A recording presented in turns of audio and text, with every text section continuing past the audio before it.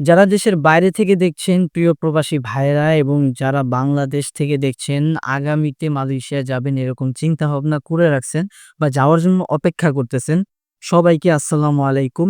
আজকের এই ভিডিওটা খুবই ইম্পর্টেন্ট, কারণ হচ্ছে এই ভিডিওতে আমি আপনাদের একটা ইম্পর্টেন্ট কথা বলবো। এর আগেও কিন্তু আমি ভিডিওগুলোতে বলছি যে এই জিনিসটা আরো ক্লিয়ার করে আপনাদের বলা হচ্ছে। সেই জিনিসটা কি?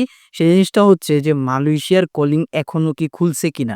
কারণ প্রায় সময় আমরা দেখতেছি যে বিভিন্ন ধরনের মানুষ বলতেছে যে কলিং খুলে গেছে, এই হইছে, ওই হইছে।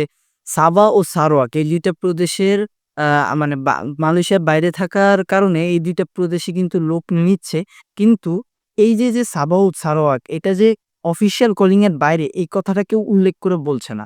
তো এই কারণে আপনাদেরকে এই আপডেটটা দিতে চাই যে এইগুলা আপনাকে যদি বলে যে অফিসিয়াল খুলে গেছে, অফিসিয়াল কলিং খুলে গেছে, আপনি টাকা দেন, পাসপোর্ট জমা দেন ইত্যাদি, ইত্যাদি। আপনার কাছে যেটাই চাক আপনি দিবেন না। কারণ অফিসিয়াল যদি বলে তাহলে তো দিবেনই না। কারণ এটা প্রতারণা।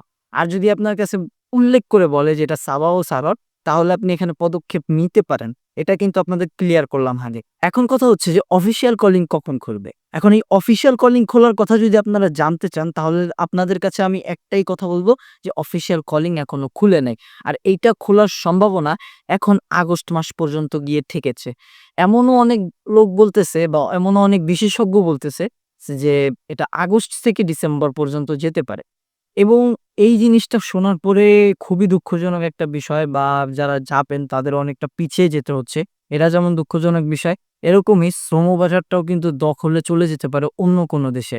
সো এইটাও কিন্তু একটা মানে দেখার মতো বিষয়। সো এইসব বিষয় নিয়ে মূলত আরকি এদিক-ওদিক হচ্ছে, এবং বাংলাদেশের কয়েকটা জিনিস এখনো কনফার্ম হয় নাই। এই কারণে অফিসিয়াল কলিং খুলে নাই। সেগুলো কি, কি আপনাদের বলে রাখি।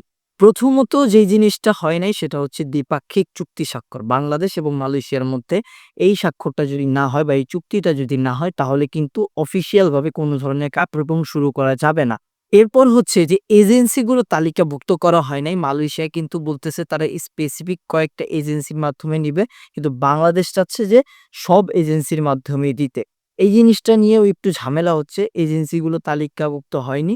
এই কারণেও জিনিসটা পিছিয়ে যাচ্ছে।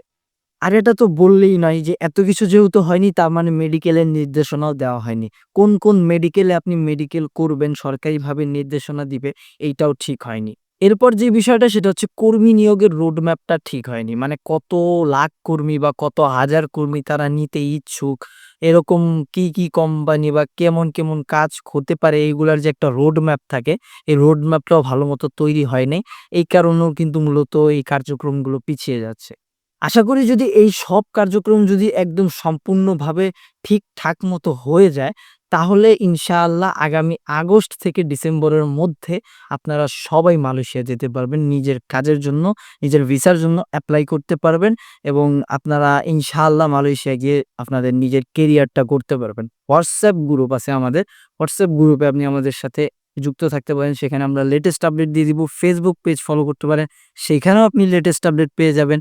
আর আপনারা আমার YouTube চ্যানেল সাবস্ক্রাইব করে রাখেন। এইখানেও আপনারা লেটেস্ট আপডেটই পাবেন।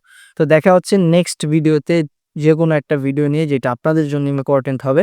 ততক্ষণ পর্যন্ত আপনাদের সুস্থতা কামনা করছি। আসসালামু আলাইকুম। আল্লাহ হাফেজ।